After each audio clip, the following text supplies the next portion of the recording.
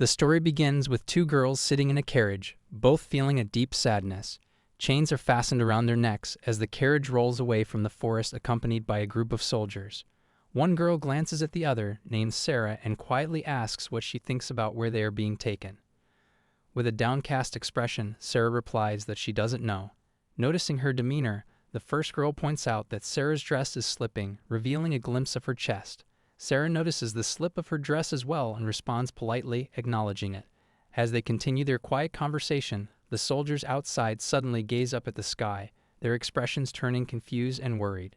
Curious, Sarah and the other girl look up as well, gasping in surprise at the sight of a dragon perched on the mountain. Meanwhile, in the Sujinemi district of Tokyo, a young man named Ryuma stands at home with his father. They both hold their swords, engaged in a friendly sparring match.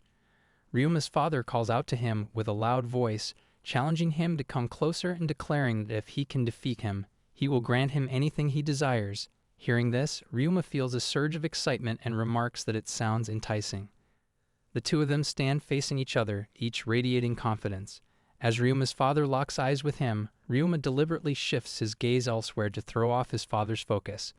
When his father glances in the direction he had indicated, Ryuma seizes the moment. With a sly grin, he swiftly lunges forward to attack. Just as he's about to bring his sword down in a powerful overhead slash, his father notices the sudden move and quickly blocks the strike with his own sword. Surprised, his father remarks that he had genuinely aimed for his throat. Ryuma, still smiling but with a serious edge, replies that his master taught him to never hold back in a real match, not even against his own parents.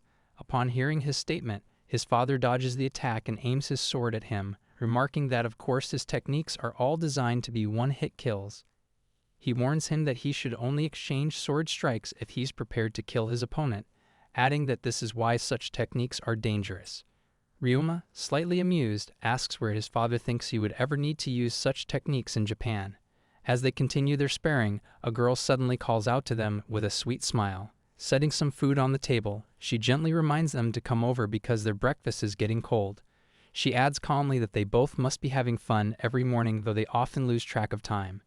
Ryuma and his father approach the dining table, and Ryuma surprisingly asks her if she really thinks he's having fun with this old man. He requests her to stop joking around. The girl looks at him in confusion and asks if he wasn't having fun with his father then what they were doing. Ryuma glances at her, his expression shifting to one of surprise and childlike innocence as he replies that they were just trying to kill each other. Upon hearing his response, she playfully taps his head with a plate and smiles as she orders him to stop joking. With a teasing tone, the old man calls out to her, referring to her as Asuk-chan, and asks if she wants to have fun with a married couple. Surprised and a bit embarrassed, Asuk-chan quickly replies, calling him grandpa, and insisting that she doesn't have that kind of relationship with Ryuma. The old man simply smirks and points out that she always says this, asking if she doesn't come over every day to make them breakfast. He turns to Ryuma, who's quietly eating his food, and asks with a grin if he has a love rival.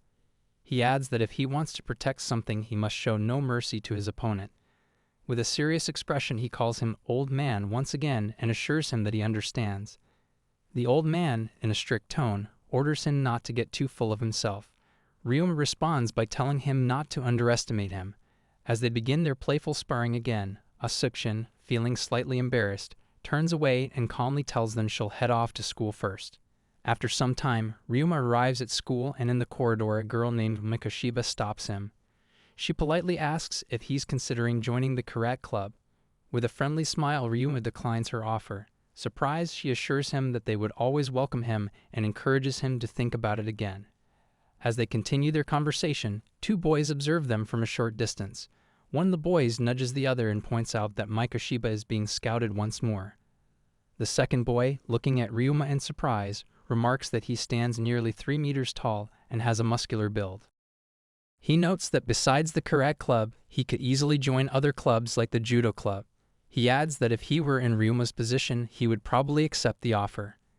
Meanwhile, Ryuma moves forward with a smile on his face, reflecting on his father's words about only exchanging sword strikes if he intends to kill his opponent, as well as the fact that all his techniques are designed to be one-hit kills. He makes his way to a quiet corner of the school, sits on the ground, and begins to eat his lunch. Glancing at his lunchbox, he comments that as usual it contains carabin. He mutters about Asuk, saying she keeps doing unnecessary things. He notes that it's not that he enjoys eating alone, but joining a club feels impossible. He also wonders if he suddenly gets excited during a fight, whether he could end up seriously injuring someone. He realizes that killing someone who doesn't want to fight would weigh heavily on him, and the thought of ending up in jail feels equally daunting. As he continues to eat his lunch, lost in thought, something strange begins to occur. A magic circle suddenly materializes around him, and in the blink of an eye, he vanishes from his spot and is transported to another world. There he finds himself surrounded by soldiers and a senior figure. One of the soldiers calls out cheerfully to the senior, addressing him as Geietsu. Geietsu, astonished, and remarks that today's summoning appears to be a success. He adds that while Ryuma looks physically impressive, they can't judge a book by its cover. He mentions that they need to hurry and place a curse on him. Meanwhile, Ryuma, still oblivious to his summoning to another world, looks around in confusion. He thinks to himself that something isn't right, and that this place certainly doesn't resemble his school. Spotting one of the soldiers who is watching him intently, he stands up from the ground, feeling an intense killing intent emanating from the soldier. He realizes he should try to catch him off guard. He recalls his father's words that if he wants to protect something, he must show no mercy to his opponent. With this thought in mind, he approaches the soldier with a friendly smile, offering him his lunchbox and politely asking if he'd like to share a meal. He mentions that the food is karabento. The soldier looks at the lunchbox with a puzzled expression, giving him the perfect opportunity.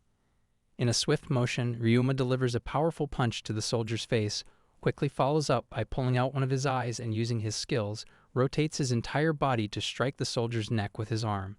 The soldier collapses, and in an instant Ryuma draws his sword, ready for whatever comes next. After drawing his sword, he hurls it at the second soldier, who quickly steps back to dodge the attack. Seizing the moment, he leaps forward with impressive speed and delivers another punch to the soldier's face. Just then, he notices a third soldier charging at him from behind, intent on attacking. Reacting swiftly, he spins around and slashes his arm like a sword, stunning the soldier before delivering another blow to his eye.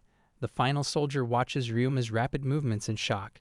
Enraged, he pulls out his own sword and rushes toward Ryuma, ready to confront him.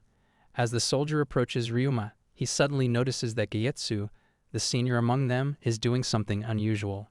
Geietsu is channeling his power to curse Ryuma. He loudly calls upon the spirits of thunder and wind, and Ryuma realizes that this is a serious threat. Geietsu commands his spirits to gather before him, but Ryuma keeps his focus on the soldier charging toward him.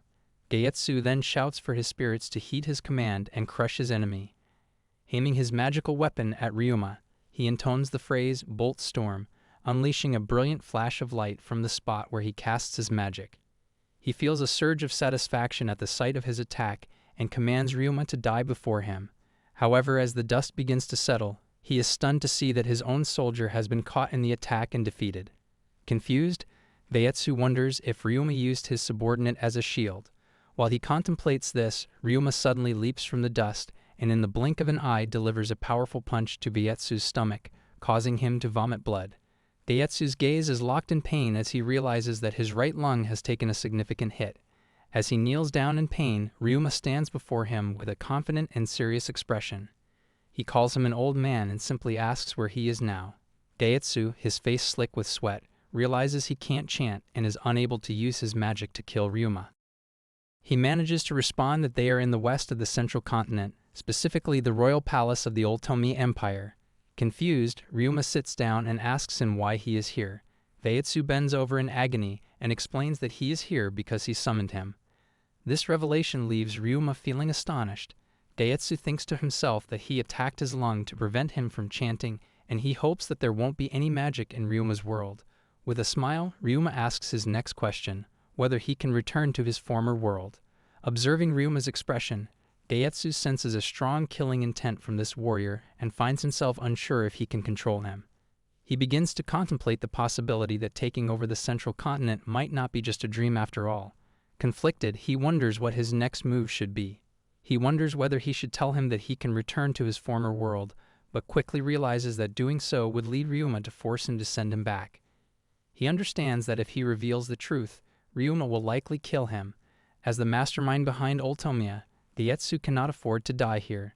He devises a plan to buy himself some time until the guards notice that something is amiss. As he contemplates his situation, Ryuma suddenly steps closer, pressing his fingers against Geietsu's neck to check his pulse. He remarks on the quickening heartbeat and questions what Geietsu might be thinking. He probes further, asking if it could be that Geietsu has no way to send him back. Geietsu responds, admitting that to his knowledge there is indeed no way for him to do so. Fear grips him as he realizes Ryuma is only engaging him because his lung is recovering. He thinks that if he can somehow distract him, he might find an opportunity to kill him. Then Ryuma rises to his feet, casually stating that it seems Geietsu can summon someone but lacks the means to send them back, which implies he has no intention of letting them return alive. With a smile he presses him again, asking why he summoned him here. Geietsu begins to explain that he brought him to this world because individuals from other realms possess high absorption power. In this world, when they kill someone, they can absorb their power. Ryuma's eyes widen in surprise at this revelation. Seizing the moment, Geietsu attempts to channel his spirit magic once more, aiming to kill Ryuma. But as he begins to channel his magic, Ryuma quickly reacts, delivering a powerful kick to his stomach that strikes his already injured lung. Blood spills from his mouth, and Ryuma realizes he has been summoned to another world. He notes with a smirk that the silver lining is that Geietsu cannot claim self-defense when they return to Earth.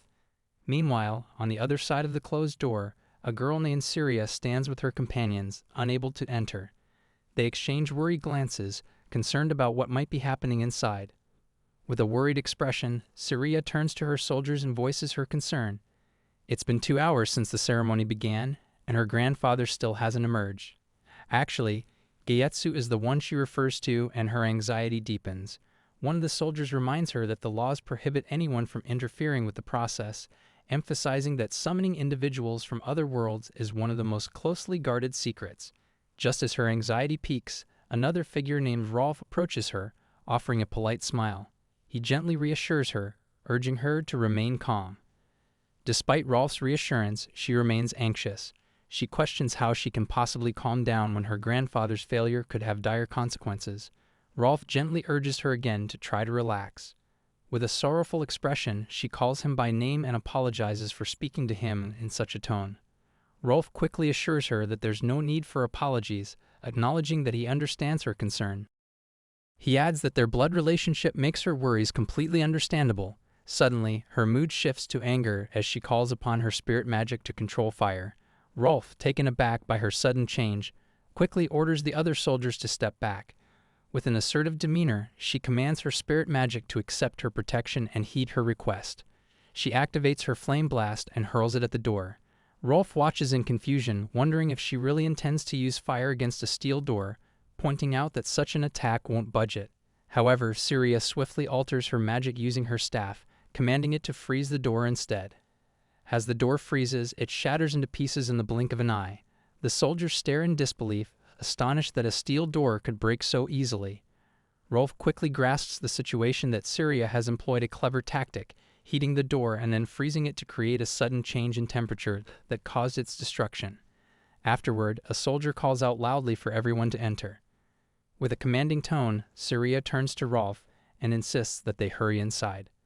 Once they step through the threshold, they begin to assess the situation around them.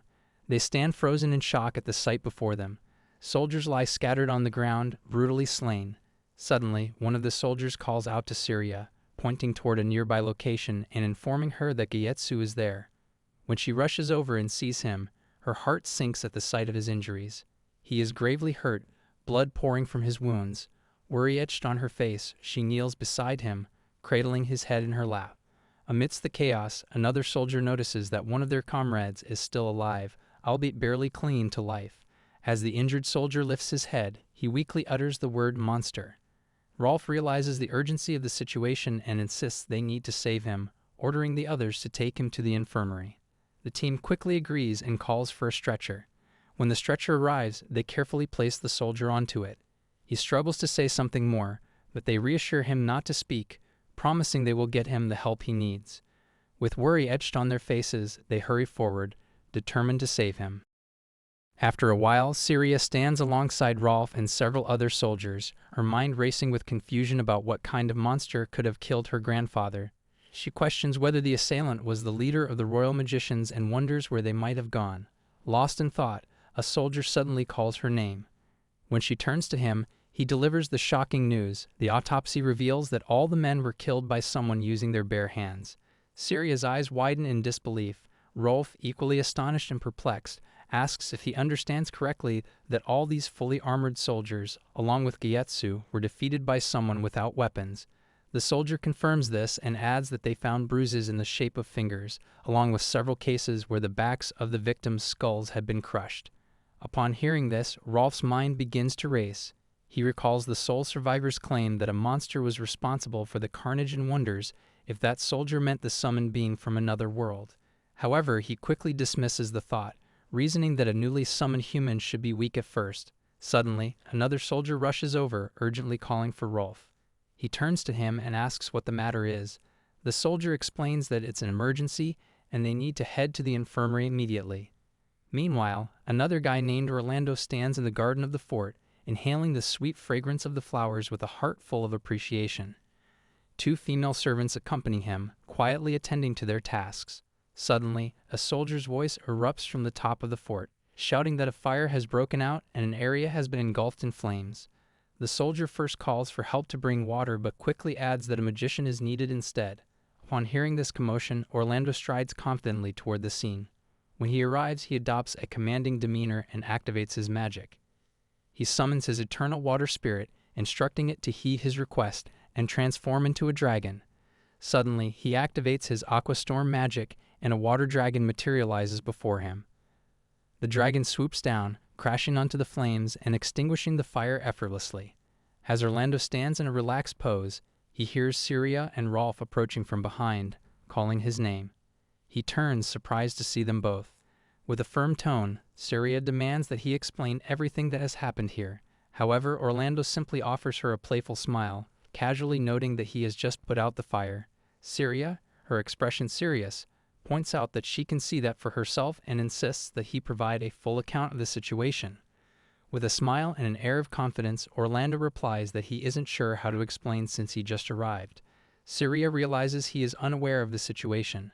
She tells him that before the fire started, an injured soldier was being brought here and asks if he knows anything about it. Orlando looks confused, but before he can respond, an older man calls out to Syria from behind. It's Ronbelt, the Imperial Doctor. He comments that the soldier she mentioned has already arrived at the infirmary. Syria's eyes widen in surprise at his presence.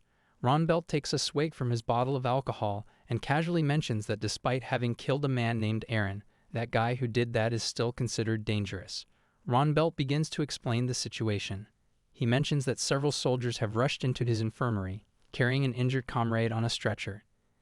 They urge the wounded man to hang on, assuring him that they've reached the doctor and encouraging him to stay awake, warning that if he falls asleep now, he may never wake up again.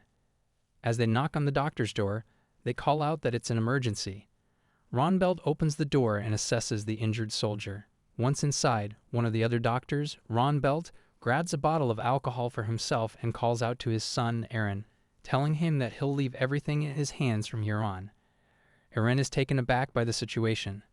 The soldier gently lays the injured man on the bed, assuring him that everything will be all right now.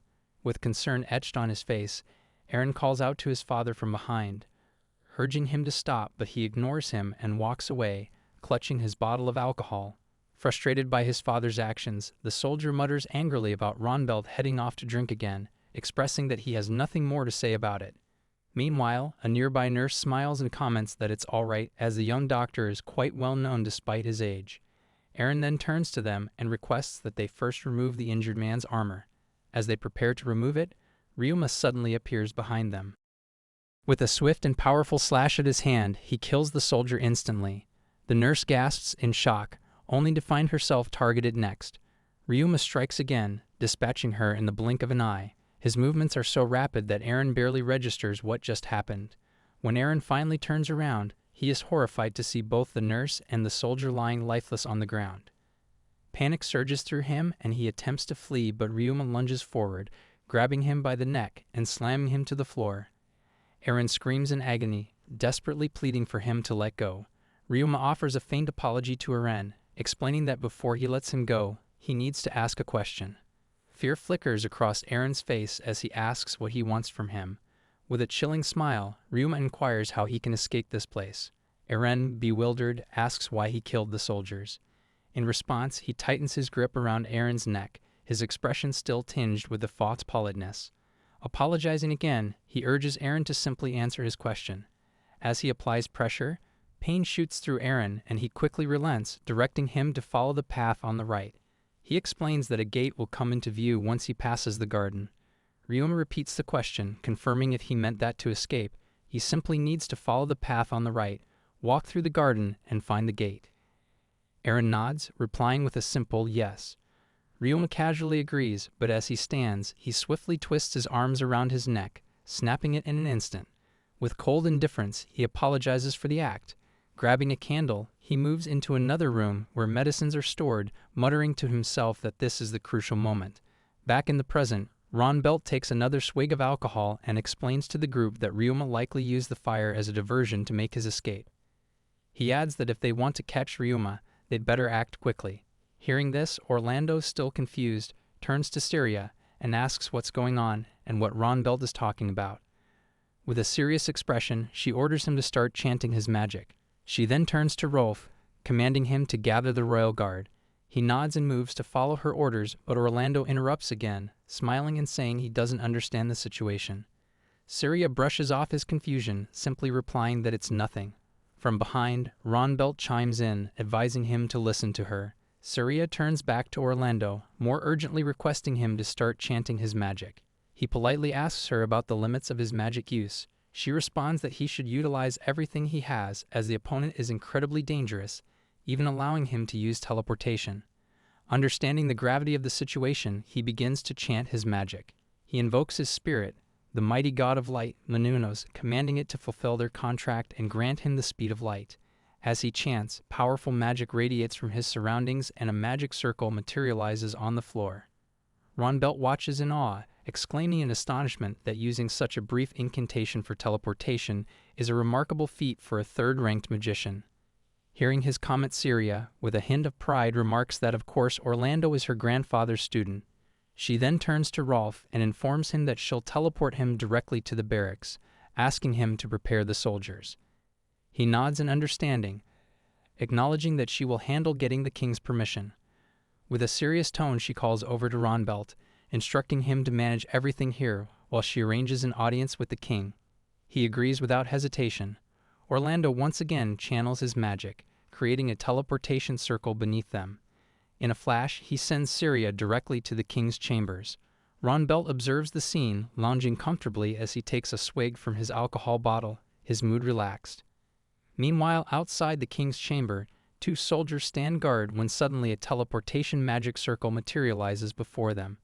A girl emerges from it, her head covered by a blanket. The soldiers exchange surprised glances, one of them asking who she is. The other warns her that this is the entrance to the throne room and using teleportation freely could cost her life. At that moment, the girl removes the blanket from her head, revealing herself to be none other than Syria. She commands the soldiers with urgency, instructing them to inform the king immediately. When they recognize her, their expressions shift to shock, and they ask what is happening. Frustrated, she snaps at them to be silent, asserting that she has already emphasized the urgency of the situation. She warns them that if they fail to report to the king, she will use magic to destroy the door. With that, the soldiers hastily open the door, allowing her to enter. Inside the chamber, the king sits regally on his throne, a man standing behind him. Syria approaches and kneels before the king, showing him the respect his position demands. Upon seeing her, the man standing behind the king, furious, demands an explanation for her disrespectful behavior in the presence of the king. This man is none other than Doltnist, the iron-blooded chancellor of the Ultimi Empire.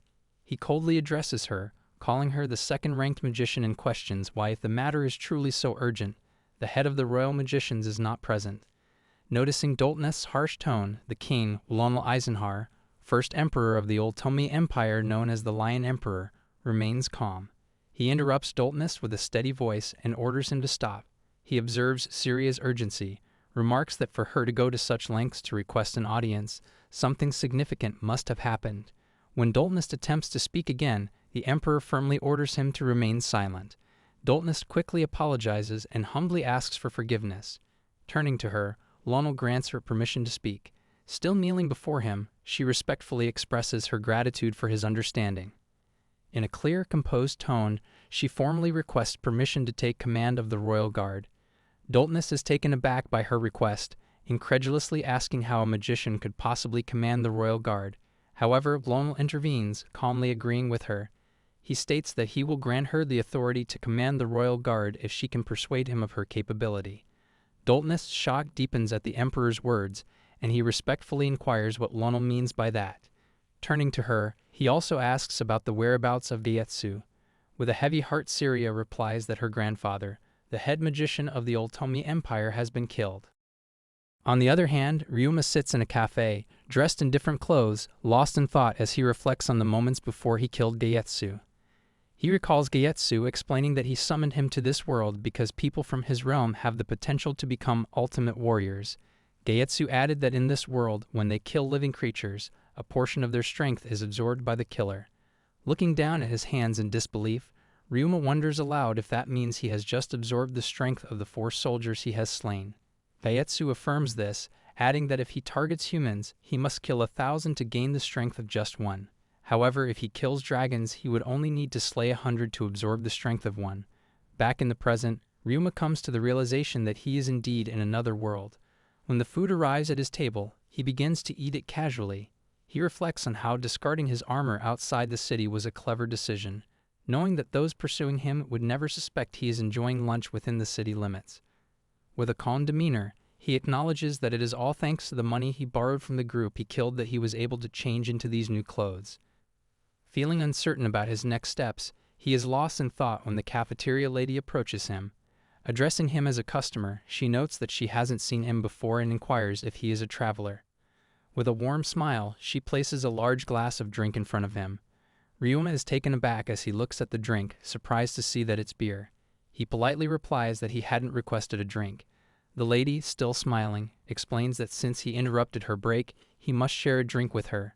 She winks at him and playfully says she knows he's a drinker, offering the beer as a treat. He thinks to himself that he's only 15, but he appears older, which is likely why she's serving him. With a cheerful expression, he replies that he feels a bit guilty for accepting the drink, but thanks her for her kindness. The lady smiles politely and remarks that he is a good guy. Curiosity piqued, he asks why she thinks that. She responds with another smile, explaining that anyone who can apologize or express gratitude is truly a good person. She asks him if it's his first time in the imperial capital of Ultomia. He responds calmly, saying yes, and adds sadly that his parents passed away suddenly due to illness. The lady's expression shifts to one of sympathy, and she apologizes for bringing it up. Ryuma reassures her that it's all right and explains that this is why he's considering starting a new life here. He politely inquires if she knows of any good job opportunities in the area, mentioning that he has some skill with a sword. She responds by saying that blacksmithing is off the table for him, given his age. When he hears about the age requirement, he asks how old someone needs to be become a merchant. The lady replies that it's not impossible, but he would have to start as an apprentice. Ryuma reflects that this makes things a bit difficult. Then, noticing his sword skills, she suddenly suggests that he consider becoming a mercenary or an adventurer. He is taken aback by the suggestion and asks for more information. The lady looks at him in surprise, questioning if he really doesn't know about it. He calmly apologizes for his ignorance and inquires about how he can become a mercenary or adventurer. She reassures him that the process is quite simple. He just needs to go to the bank and the guild to sign up. She adds that both locations are nearby and that he won't even need identification. Here I am, know it's been a while. I was in denial about my love.